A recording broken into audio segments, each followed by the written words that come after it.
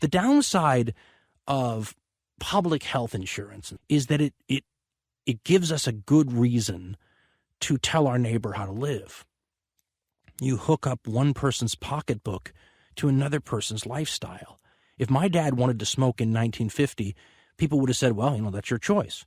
If Dad wants to smoke today, there are going to be a lot of people that say, listen, you're costing us money, and the taxes you pay on those cigarettes do not cover your future healthcare costs. Because we're all paying for each other's healthcare costs, you shouldn't have a right to live that way. Folks, that's a recipe for taking away freedom. And let's talk about that for a minute, because there are different aspects to freedom, when you use that term. One aspect is the one we all understand, political freedom. The right to say politically what you want to say and feel politically how you want to feel. But there's something in a different area of freedom that's a lot more controversial, and it's behavioral freedom. But the funny thing is, behavioral freedom is something that impacts a heck of a lot more people than political freedom, because most people aren't political at all.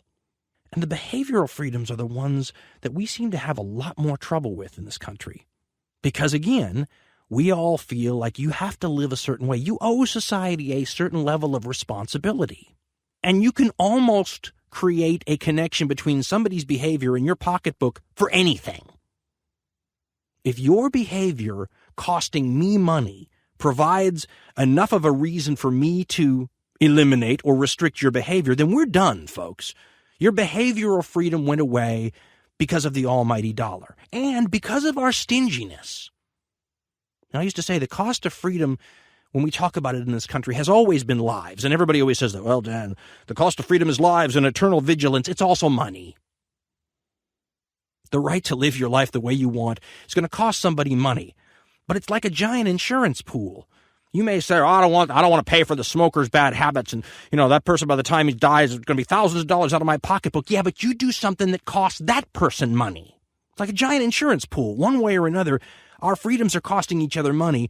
And unless you have this golden rule kind of thing, do unto others as you would have them do unto you, this freedom thing isn't going to work. We're going to eliminate behavioral freedoms because they're too expensive. And if you're so darn stingy that you're okay with that, then wait till it bites you in the ass.